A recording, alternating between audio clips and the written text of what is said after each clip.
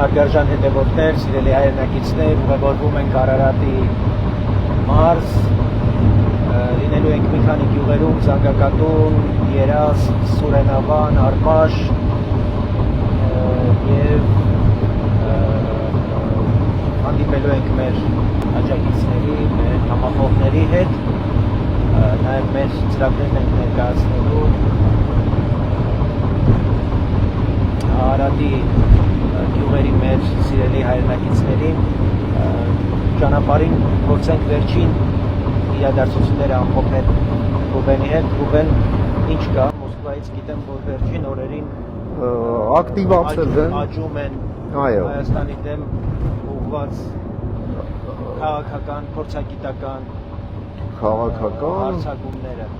շրջանակներից։ Ես տեսա միայն Զուգանովներ արդեն սկսել։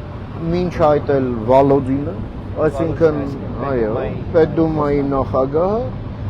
եւ սա փաստորեն մենք պետք է հասկանանք, որ ուղղակի արդեն ստանում է ինստիտուցիոնալ բնույթ։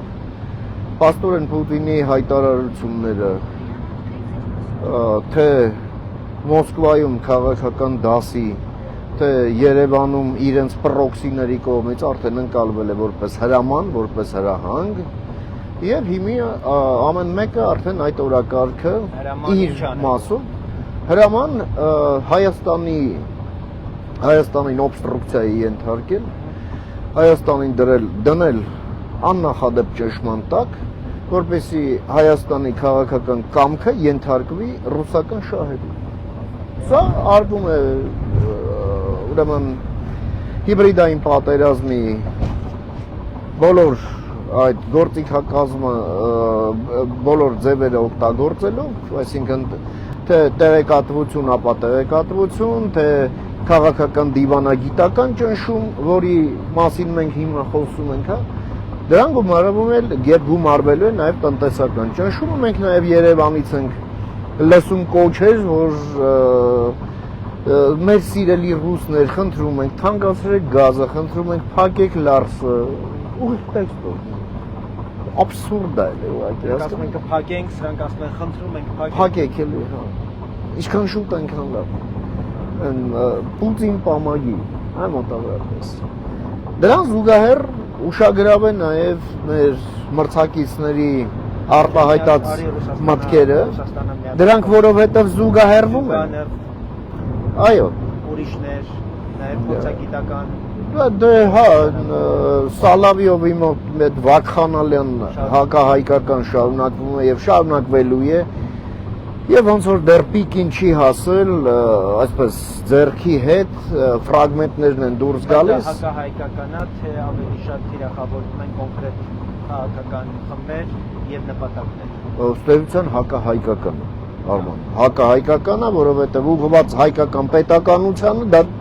հակահայկական է, վերջ։ Այնիշ դեմ է պետությանը եւ նույնիսկ յան ազգանունով է եւ իրանք կողմնակից են, դա չի նշանակում, որ իրենք հակահայկական չեն։ Խոսքը վերաբերվում են ինքնությունը ուրացած, հավատուրած, ազգուրած այդ խաժամուժին փոքրաթիվ, դրա մասին չի խոսքը, դրանք հայ չեն, հայություն չեն, Հայաստան չեն եւ չեն կարող լինել։ Ռուսաստանի դիրքորոշումն ակնհայտ է, ամեն ինչ ընդդեմ մոբիլիզացված է ընդդեմ Հայաստանի Հանրապետության եւ այդ կոչը որպես գործողության, այսպես հիմք ընդունված է նաեւ տեղական պրոքսիների կողմից, ինչը եւ ֆիքսում։ Հիմա գալով ներքինին մենք տեսնում ենք ինչ, մենք տեսնում ենք առաջինը էլի, որ այդ ուժերը կոչ են անում վերականգնել Ռուսաստանի հետ մեր իբր դաշնակցային հարաբերությունները, մեկն էլ կա Ռոբերտ Քոչարյանը հզոր դաշնակից մտցրել է իր այդ եռամիասնական կոչի մեջ, դե այս ամենն էլ գալիս է նրանից, ինչը հենց Նիկոլ Փաշինյանն է ասում, որ այո, մարդիկ մեզ կշտամբում են, որ ինչու են սրանք թրև գալիս փողոցներում, այլ ոչ թե բանտերում են եւ ասում է, որ ճիշտ են ասում, եւ ասում է, որ քանի մարտի 1-ի հարցով գլխավոր մեղադրյալը պատժված չէ, Հայաստանում չի լինելու այն զգացումը, որ արդարություն կա, եւ ինչ է ասում։ Ասում է մենք ժողովրդով կգնանք եւ այլ եւ այլ։ Ներողություն։ Ժողովրդովը 2018-ին էր։ Լավ, հասկացանք ժողովրդովը 2021-ին է։ Հիմա կա պետություն, կա դատաիրավական համակարգ, կա դատախազություն, կա դատական իշխանություն։ Ժողովրդով չի։ Եվ կա դատավճիռ,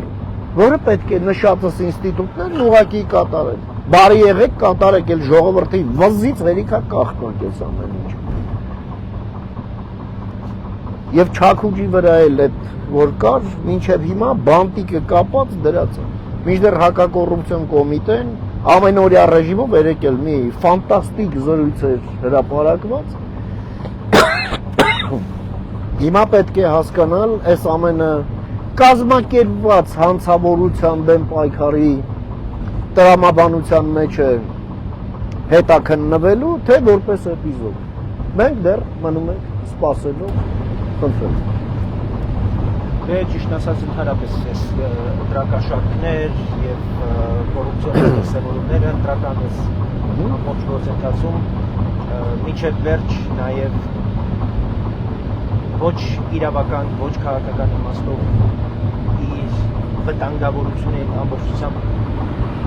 չի ձևակերպվել։ Այո։ Սա ստեյության հարցակումա սահմանադրական կարգի դեմ միանշանության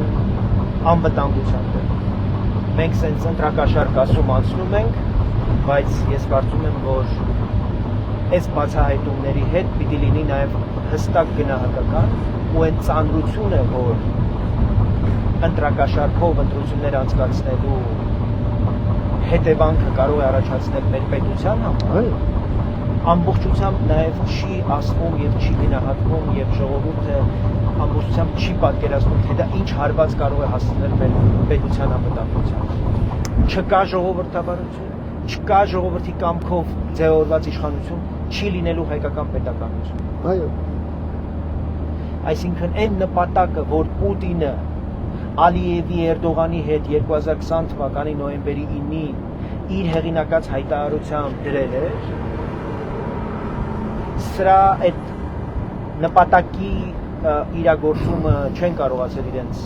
իր ավարտին հասցնել, հիմա շարունակվում է։ Եվ դա ունենում է տարբեր դրսևորումներ, այդ թվում նաև այն ուժերի կողմից, որոնք անթակույց աջակցություն ունեն Պուտինի կողմից, Պուտինը ասել է, որ դրանք իմ մարդիկ են։ Բարեխոս։ Եվ հիմա ուրեմն բոլոր անթույլատրելի, բայց իրենց համար հասանելի միջոցները գործադրելով ուզում են հասնել իրենց նպատակին։ Սա կարևոր արձանագրում է, որ պիտի անենք։ Այս համատեքստում շատ ուշագրավ է 2017 թվականի ընտրությունների վերաբերյալ Ծառուկյանի դեմ կայացված դատավճիռ։ Անմեղ Ծառուկյան։ Շուտ անցած օրը մենք Շենգավիթում մեզ մարդ էր մոտեցել, ասում էր բոլորս փող ենք վերցրել։ Բայց դատարանը այդ մարդուն արդարացրել։ Այդ մարդը շատ տենց վրթոված մեզ ասում է, լավ, մեր աչքի առաջ է տեղի ունեցել, բա դու գետինը չեք։ Եվ այս իմաստով կոռուպցիոն հանցագործությունները մեզ համար պիտի ունենան ծայրահեղ նաև ընկալում եւ դրանով պիտի նաև կարողանանք այդ ընկալման համարժեք պատիժ սահմանել, ուրեմն քրեական օրենսգրքով նախատեսված։ Ես շատ ավելի ծայրահեղ պատժի կողմնակից եմ։ Ես կարծում եմ, որ պետության հայրենիքի դավաճանությանը հավասարազոր պատիժ պիտի նախատեսվի կոռուպցիայի համար։ Այո։ Որտեղ սպանությունը գոնե գիտես մի հոգի է սպանվել եւ դա հետևանք է առաջացրել որոշակի ֆիզիկական անձի։ Կոռուպցիայի արդյունքում կարող է ամբողջ ենթակառուցվածքներ վնասվել, պետության անվտանգությունը կարող է սասանվել եւ դա ժանգ է պետության եւ հասարակության բարոյականության եւ գոյության հենասյուների վրա ու այդ ժանգը բերողը այո թևերը կտրելա պետք ուղղակի հիմա տեսեք այն անձինք ովքեր այսօր մենք գնահատում ենք որպես պետության դեմ դուրս եկած դրանք բոլորը կոռուպցիոներներ են այո եւ կոռուպցիայով կառավարող եւ կառավարվող այո երկուսն իրար հետ այլ բան այդ մարդիկ չեն թե տես Սամվել Կարապետյանը թե Ծառուկյանը թե Քոչարյանը թե սրանց ձագերը ուրեմն իրենք բացի կոռուպցիայից ուրիշ ոչինչ չի ոչինչ դե հիմա մենք տեսնում ենք նաեւ այդ շատ համարժեք երբեմն գնահատականներ գործող իշխանության կողմից այս վարքագծի վերաբերյալ բայց գիտեք ես կարծում եմ որ գնահատական մենք կարող ենք տալ մենք էլ ենք տալիս գնահատ բայց մեր ու իրանց տարբերությունը ո՞րն է մենք քաղաքական իրանք կնիք ունեն մանդատ ունեն մենք կարող ենք գնահատական տալ պետական ինստիտուտները այնպես աշխատացնել որպեսզի ընդհանրապես կոռուպցիոները գողը ավազակը ինչպես օրինակ շատ ու շատ բարձրացիան պաշտոնյաներ իրենց լայվերում են սիրում այո արտահայտվել այս նույն անձանց վերաբերյալ ուրեմն ըստ էության մենք գործ ունենք պետության անգործության հաստորեն պետական անկարողության անգործության այո մեր պետական ինստիտուտները չեն կարողացել ժամանակի ուրեմն իրավական գնահատական տալ այս մարդկանց գործողությունների վերաբերյալ հարկ չեն համարել քաղաքական համակարգը չի կարողացել արձագանքել եւ քաղաքական գնահատական տալ այս մարդկանց ուրեմն վարքագծի վերաբերյալ բայց լավ հələ ազգային դատարանը մի կողմ բա միջազգային դատարանի այո դա վճիռ է ոչ միայն մարտի 1-ի դեպքերի նկատմամբ եւ նախորդին վարչապետը փաստորեն դրա մասին ասել որ մարտի 1-ի գործով միջև պատիժ չլինի այո մարդիկ մարդկանց մոտ արդարության զգացում չի լինի բայց ներողություն դա նաև դատավճիռ էր ոչ միայն այդ դեպքերի հետ կապված այլև դատավճիռ էր այն բանի հետ կապված որ պետությունը 18 տարի անկարող է այս հարցին տալ այն ինչը ասում է քանի դեռ ինչքան դեռ ինչն է խանգարում ուրա դատախազության հայտարարությունը ասենք ինչպես է այդ դատավճիռն իրականացվելու ինչու չեն զեկուցում հարկատուներին ժողովրդին քաղաքացիներին դրա մասին այս արձանագրումների հետ մենք ինչ անենք հա մինչև եթե քանի դեռ հասկացանք եւ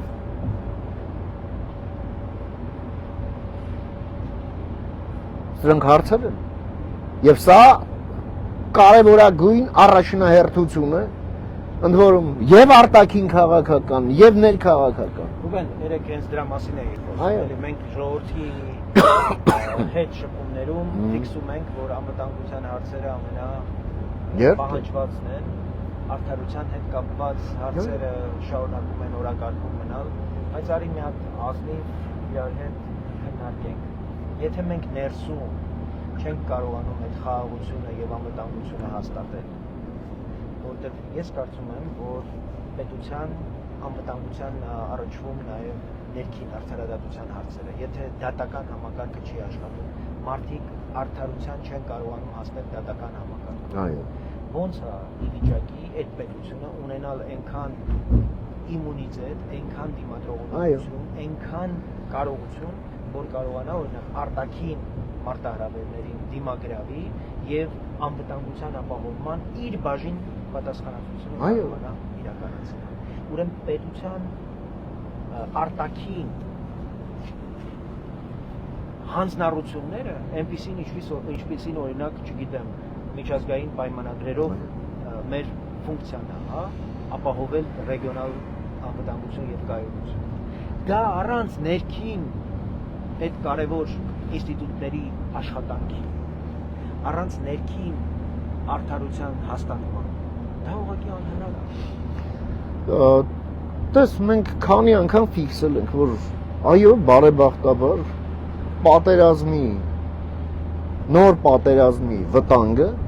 էապես նվազել։ Բայց մարդկանց հետ որ խոսում ենք,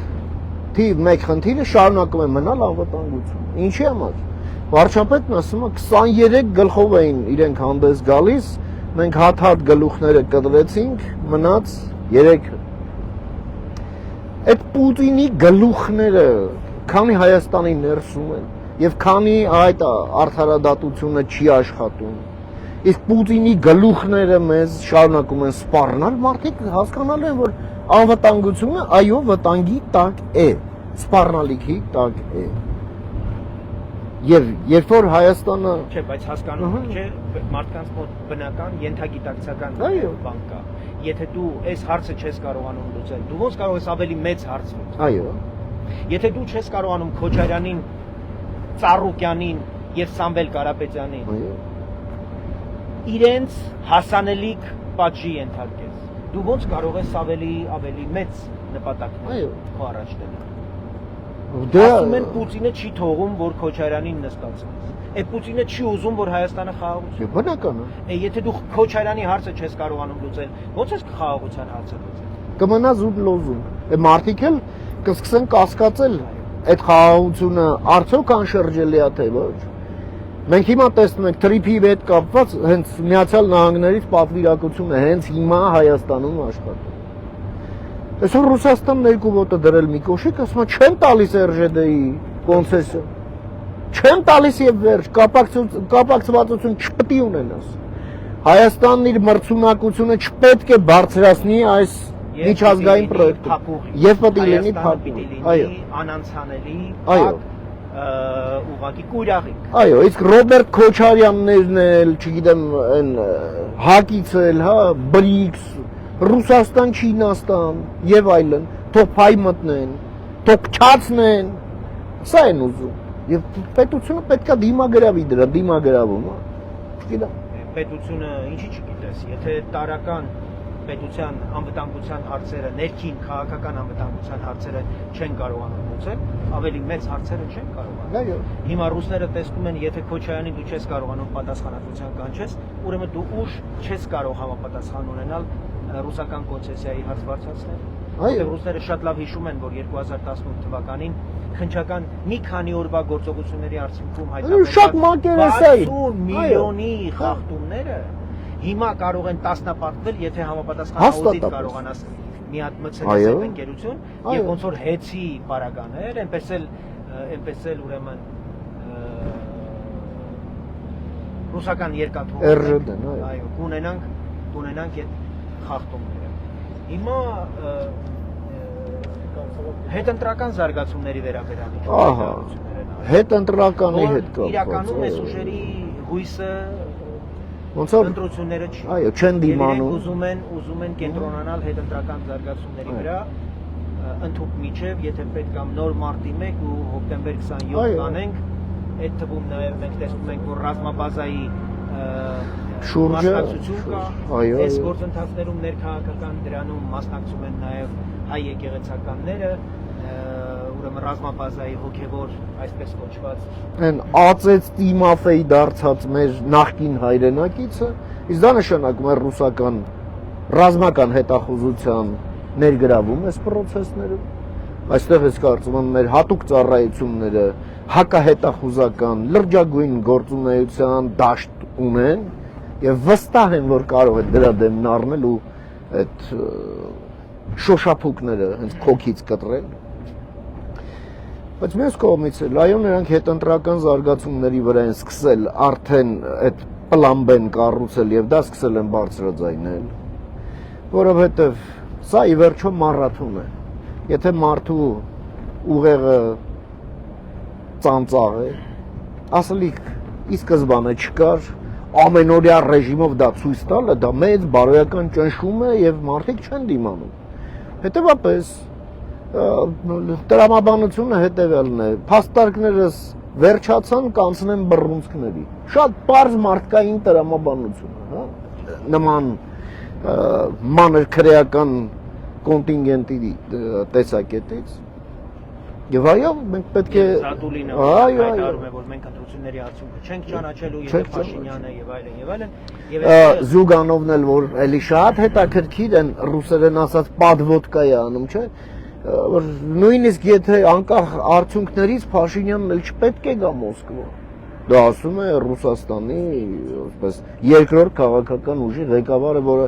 միշտ եղել է Կրեմլի տակ եւ բարձրաձայնել բաներ, որը, ասենք, Կրեմլը պատեհ չի համարել, իրեն հարմար չի համարել, այո։ Զատուլինը չի, այնպես էլ Զյուգանովը չի, սա հավաքական Պուտինի հերթական բերանները, այո, Լուկաշենկոն էլ գումարած։ Ռուսական գլուխները, ինչպես Պուտինի գլուխները Հայաստանում ունեն։ Ուրեմն այս իմաստով ես հատկապես ուզում եմ նշել, թե ինչքան կարևոր է մեր քաղաքական ուժի նոր ազգային ժողովում, նոր 9-րդ նորմալ ազգային ժողովում։ Եվ որքան հնարավոր է այդ հետընտրական process-ների նաև հնարավոր ծրացումը թույլ չտալու եւ ընտրություններում նաև հետընտրական process-ներին կարևոր դերակատարություն ստանձնելու որտեղ նաև ընդդիմությունը, նոր ընդդիմությունը կարող է թույլ չտալ, որ հետընտրական զարգացումները ուրեմն արյունահեղության հասնեն։ Այո, փաստորեն։ Իսկ մենք գիտենք, որ այս ուժերի հետագիծը առնվազն չի բացառում նաև արյունահեղություն։ Օրինակ Ծառուկյանը մասնակցել է մարտի 1-ի պարապած տղայը։ Այո։ Ջարդին ժողովրդի։ Այո։ Կանդազը այս Սամվել Կարապետյանի պաշտպանության նախարար կոչվողը մարտի 1-ին մարդկանց գնդակահարելու հրամանատար։ Հիմա այս մարդիկ հետընտրական process-ներ են մտածում իրագործել։ Դե Ռոբերտ Քոչարյանն ու դաշնակներն էլ չեն ասում։ Այո, Ռոբերտ Քոչարյանը դրանց բոլորի պարագլուխն է, մարդակեր եւ մարդասպան։ Հիմա մեր նման քաղաքական ուժերը, որոնք իրական ընդդիմություն լինելու հայտ են ներկայացրել, այդպիսի զարգացումներում կարող են ուղղակի ճակատագրական ազդեցություն ունենալ։ Թողել մի կուսակցության վրա այս ամբողջ պատասխանատվությունը, այսինքն պետությունը լրիվ մենակ թողնել այս բորենիների առաջ, պատկերացնում եք, թե ինչ հետևանքներ կարող են ունենալ։ Հետևաբար, այո, հեղափոխությունը 18 թվականին իշխանությունը վերադարձրեց ժողովրդին։ Սակայն 26 թիվը այս ընտրությունները դա մի ակտ է, երբ ընդդիմությունն է վերադառնալու ժողովրդին։ Նաև, որովհետև չի կարելի ընդդիմությունը հանձնել Պուտինին։ Եվ ես վստահ եմ, որ Հայաստանի քաղաքացին դա հասկացել է, որ ինքը իշխանություն ունի թե մեծամասնության, թե պետք է ունենա փոքրամասնության վրա։ Դե այո։ Մեր խնդիրն է հետ վերցնել, այո, ձեռքից այո, ընդդիմությունը եւ դա էլ պիտի լինի ժողովրդին։ Այո։ Ժողովուրդը ոչ միայն իշխանության տերն է, նկատմամբ պիտի ունենա իշխանություն, այո, այլև ընդդիմության վրա։ Այո։ Այսօր ժողովուրդը, մեր ժողովուրդը չունի ընդդիմության նկատմամբ։ այո, Որևէ լծակ, որևէ իշխանություն։ Իշխանության 1/3-ը ըստ էության Շանփայ է, Պուտինի փայ։ այո, այո, Եվ մեր խնդիրն է այդ իշխանության 1/3-ը վերադարձնել ժողովրդին։ այո։ Եվ այս Պուտինի պրոքսիներին վտարել քաղաքականությունից, թե դե ֆակտո, թե դե յուրե, այո, օրենք է պետք Հայաստանում, դրա հետ կապված ժողովրդավարությունը պաշտպանող, իսկ մենք որպես օրենսդիր այնտեղ հետևապես ունենք անելիք նաև օրենսդրական մասով, ժողովրդավարությունը պետք է լինի բռունցքներով եւ պաշտպանի ժողովրդավարությունը իր թշնամիներից, որպեսզի նաև որոշ մարդկանց մոտ տպավորություն եւ որոշ ուժերի մոտ տպավորություն չստեղծվի, որ ժողովրդավարությունը դա թույլ կառավարման համակարգ է։ Ամենաթողությունը, չգիտեմ։ Դա շատ կարևոր արձանագրում է եւ կարծում եմ, որ այս իմաստով հետաքրքիր է նաև արևմուտքից եկող կարևոր արձանագրում։ Շատ կարևոր բան, երեք Եվրոպայի խորհուրդն է, այդ պասեն, ԵԽԽՎ-ն։ Դրանից առաջ Եվրամիությունը։ Դրանից առաջ Եվրամիությունը։ Այո, ձեռքներդ հեռու հայկական ժողովրդավարությունից եւ Հայաստանի ընտրություններից։ Փաստորեն Եվրամիությունը ֆիքսում է, Եվրոպան, ոչ միայն Եվրամիությունը, ֆիքսում է, որ Հայաստանում ժողովրդավարական ընտրությունները թիրախավորված են ժողովրդավարության թշնամիների կողմից, որոնց տանիքը Ռուսաստանն է։ Այո, եւ անձամբ Պուտինը բնականաբար։ Այո, Ռուսաստանն այսօր վերածվել է այս մուտացիայի արդյունքում ֆաշիստական ռեժիմի եւ այն ունի մեկ առաջնորդ, մնացածը նրա պուդելներն են։ Եվ այո, այդ մարդը անձնական դերակատարում ունի այս ամենում։